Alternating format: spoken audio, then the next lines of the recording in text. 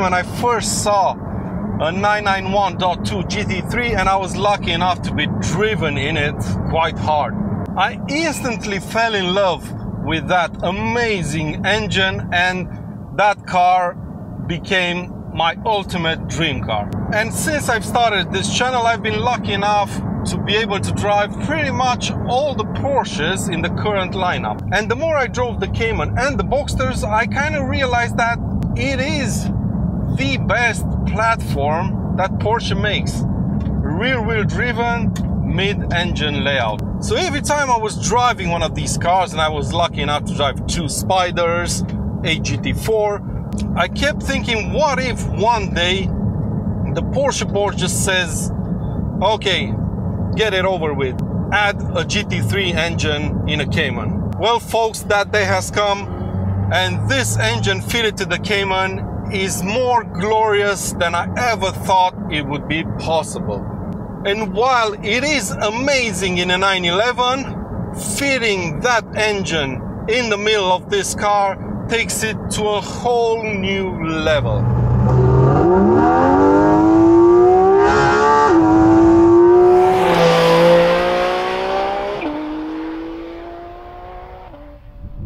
So in today's video, I'm going to tell you how Porsche achieved that. I'm also going into the history of this car, how it came to be, how it drives, how much it costs, of course, and most importantly, how to easily fix the only problem this car has. Now, before we get to drive this car, let me quickly, or hopefully quickly, walk you through the changes of this car compared to the GT4, because there are a huge number of changes. Now, throughout this walk around, you're going to notice 3 main themes, I think. Carbon and lightness, of course, adjustability and downforce. So let's begin with the last one, downforce. This GT4RS has 25% more downforce than the standard GT4. And Porsche has various ways of achieving that. First off, you have a bigger front spoiler. Then you have these air curtains to the side of the front bumper that direct the airflow throughout the car. You have adjustable spats behind the front wheels. And on top of that, you also have a cutout in the front fender to smooth out the airflow. And of course, the Porsche trademark RS louvers sitting on top of the fenders that help to reduce lift. The rear spoiler is also different. It features the GT3 style swan neck spoiler style, which is basically used because the airflow underneath the wing is a bit cleaner, and that helps to produce downforce. The diffuser is the same as the GT4, and yeah, this is how Porsche achieved that 25% increase in downforce. The GT4RS also has wider tracks, both front and back, compared to the GT4. And how Porsche achieved this is by fitting the front subframe from a 991 Carrera 4. And also the body in white from a Carrera 4 is fitted from the front bulkhead forward. Now what this does, beside increasing the width of the car, is it also adds stiffness, and it also allowed Porsche to fit, for the first time in a 718 car, a front axle lift system. And considering how low this car rides, trust me, you definitely need one, especially around town. When it comes to adjustability, there's a huge number of changes you can do to this car. The front lip, for example, is 4-way adjustable. This rear wing is 3-way adjustable, and if you mess with it, you also have to mess with the front spats that are sitting behind the front wheels, so you can balance things out. Now, when it comes to suspension, of course, this is highly adjustable as well. You can adjust ride height, toe, camber, caster. Even the sway bars are adjustable on this car. And since we're talking about wheels, you might notice that this is a center lock wheel, both in the front and in the back, which means the hubs and the knuckles have been changed on the GT4RS. Now, moving on, let's talk about stiffness. And I know, boys and girls, that's a different topic altogether. We're talking about this car's stiffness, okay? So, the spring rates on the GT4RS are double as stiff on the front and a bit less than double on the back compared to the GT4. Dampers are a carryover from the GT4, but the software tuning is a bit different, so you get more dampening force basically. Bushings are all ball joint style now, so you can expect everything in this car to feel a bit stiffer than the GT4. Brakes on this car are bigger than the GT4s, of course. There's 408mm brakes on the front and 380 in the rear. Of course, we have RS specific brake pads. The ABS has been retuned so that everything works that bit better compared to the GT4. Now, of course, as you can see, yellow brake calipers, that means carbon ceramics, and let me tell you, these are absolutely incredible. This car is fitted with Michelin Cup 2 tires, which is nothing new because the GT4 had the same compound. 245 35s in the front, 295 30s in the rear, 20 inches all around, of course. But you also have the option of a Cup 2R tire, and I think that's a first for the 718 generation. Now, as you can see, the wheels on this car look a bit different, and that's because they are the magnesium wheels, which is an optional extra on the GT4RS, and they cost 14,000 euros. And if you want to spec them to your GT4RS, you also have to choose the Y-Sack package, which adds another 14,000 euros. Now, the Y-Sack package, what is that exactly? Well, if you ask me, I don't really see the point of it, because it's mostly, all of it is cosmetical. There's no performance enhancing options in that package, but let me talk you through what that means. You get the following elements in exposed carbon: the hood, the air inlets, the rear view mirrors, the rear wing, and the air intakes and air box that sits on top of the engine. You also get titanium exhaust tips and the Porsche lettering on the back window of this car. And last but not least, let me tell you about the gearbox. This is also a 7-speed automatic dual clutch transmission. It's the only transmission that comes in the GT4RS. The first reason why that is because all RS products are auto only, but also because the way the engine is packaged in this Cayman body shell, there's no real way to fit a manual transmission. It doesn't physically fit. However, this is not a carryover from the GT4. It only has the shell from that car, but all the internals have been replaced with the ones from the 991.2 GT4RS. And very important point, if you know your Porsches, the gear ratios of this transmission have been shortened. And it makes a world of a difference. Now, there's no electronically limited slip differential in this car because of the gearbox layout, and instead this car has to make do with the mechanical LSD from the previous GT3 911. Now, should we drive this car?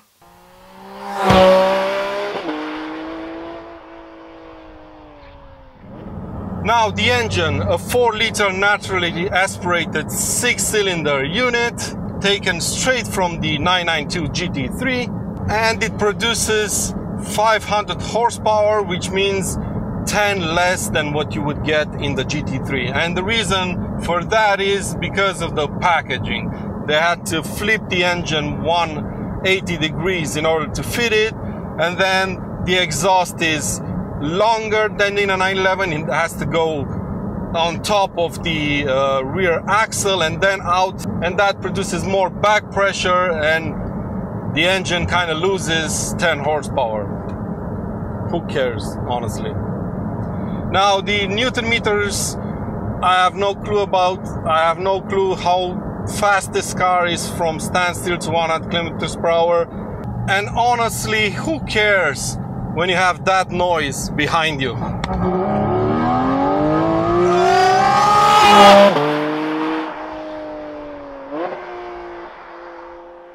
I'm telling you, I've been driving this car almost non-stop for the past 3 days or so, and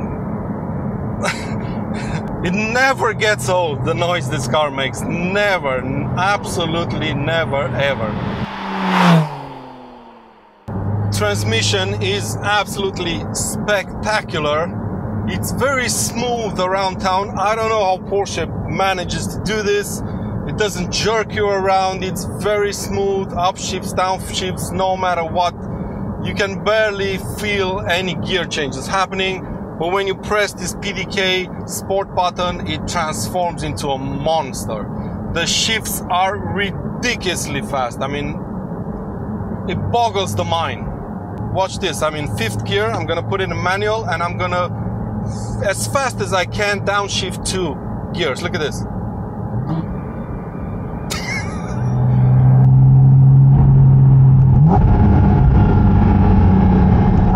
How is Porsche so good at these damn gearboxes?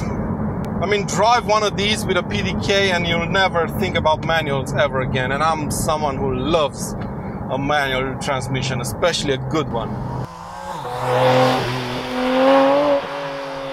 And another insane feature related to the gearbox of this car is the fact that Porsche has tuned it in such a way that if you need a downshift, if you have like 100 RPMs to spare to the red line, if you downshift, the gearbox is gonna downshift.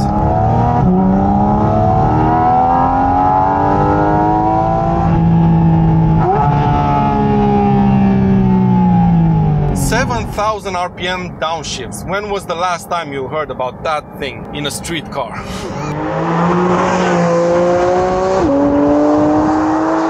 Now, the reason I said that the noise of this engine in the Cayman has been taken to a whole new level, and why it sounds so much better than in a 911 GT3 is because Porsche has decided to fit the air intakes of this car instead of the rear windows. I'm not sure if you noticed this while seeing the shots of the car previously, and the airbox is sitting half a meter, maybe less, from my head. So there's basically nothing separating you from the engine compared to the 911. Not only that, but Porsche has acoustically tuned the airbox to basically amplify the best noises that this engine produces.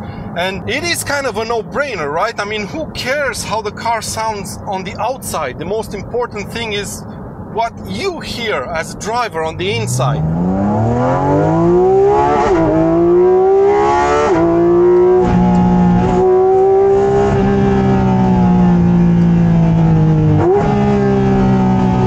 So basically, because of this acoustic tuning that the airbox went through, this car sounds quite different on the inside compared to the outside, especially on that last 1,000 RPM. So yeah, basically the sound that everybody talks about regarding this car is only audible on the inside.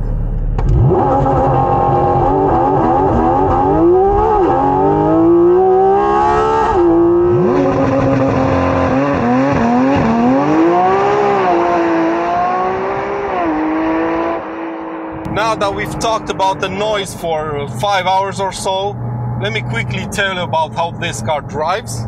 And at first, I'm not gonna lie to you, I wasn't sure if this car is gonna work on the narrow, bumpy B roads that I usually drive all my cars and all the press cars on.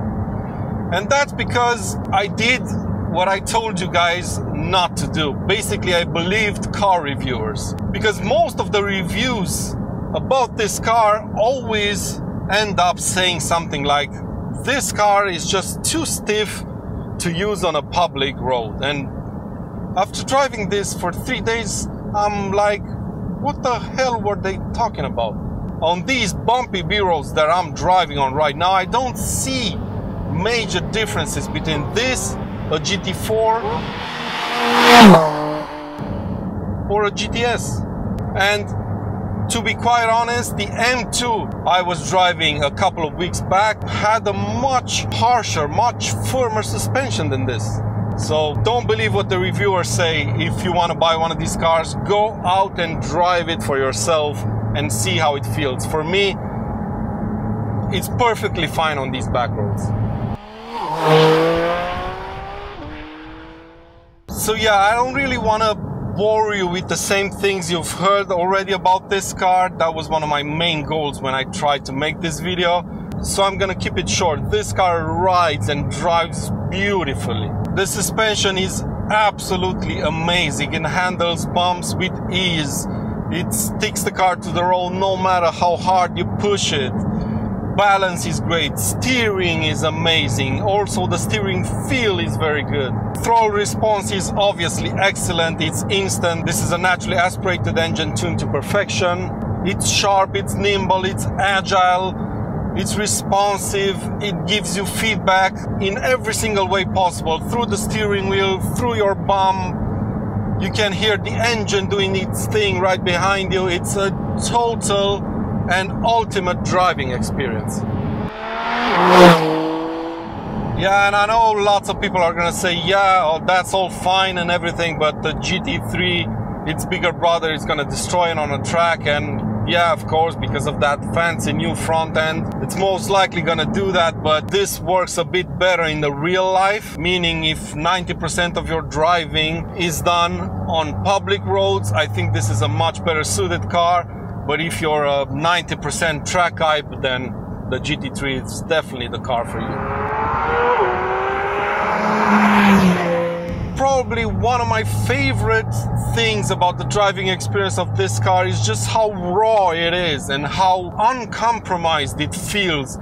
There's noises coming from every single part of this car. You hear stone chips on the inside of the wheel arches. You hear noises from the engine, vibrations.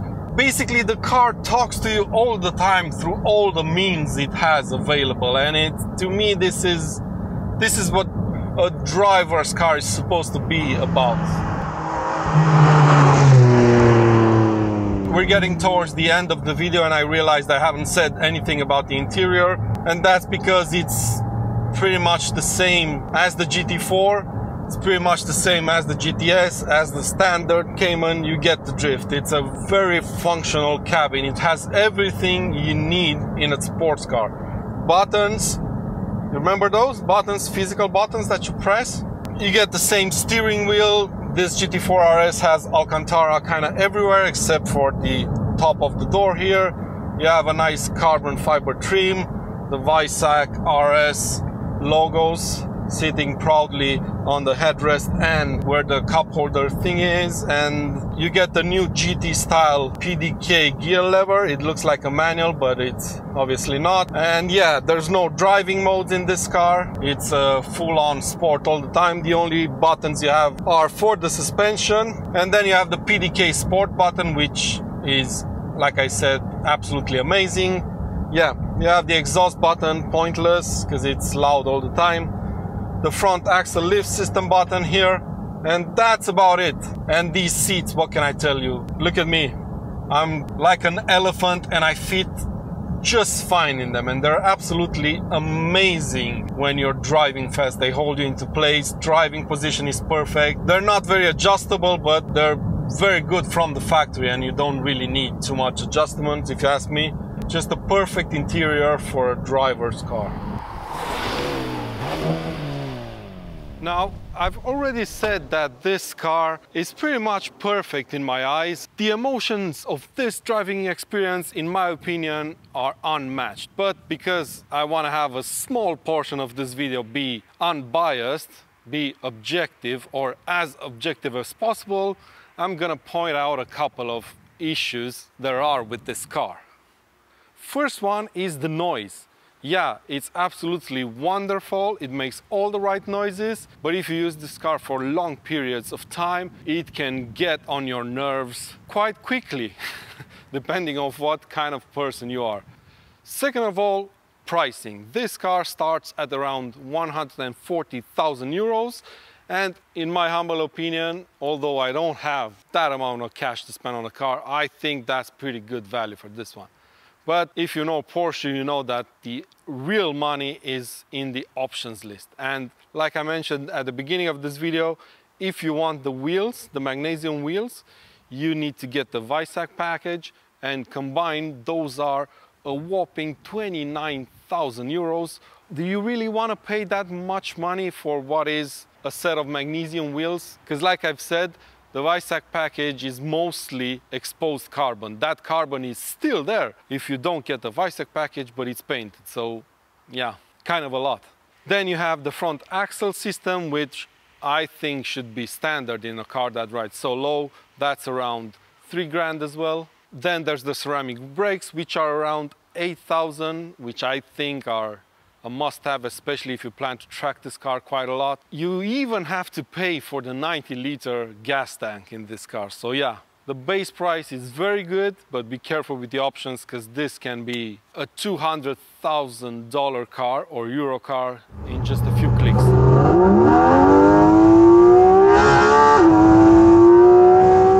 So what's the thing that everybody complains about in this car? The thing that I have a very easy fix for? Well, everybody seems to complain that this is not as hardcore as an RS product from Porsche needs to be. And I have a very, very simple solution for that. Just don't buy them anymore and leave those slots for us people that enjoy these cars for what they are. It's not as hardcore as an RS product. Good for you, buy the GT4RS. I'm pretty sure that's gonna satisfy even the most track fanatic driver out there. So there you go. This has been probably quite a long video about the GT4RS, but for me this is a once in a lifetime car. I highly doubt we'll ever see something like this in the future. I've put a lot of work into this video. I really hope you've enjoyed it. Give it a thumbs up if you have, and make sure you're subscribed for plenty more videos to come. A huge thank you goes to Porsche Sweden for trusting me with the keys to this absolutely amazing car.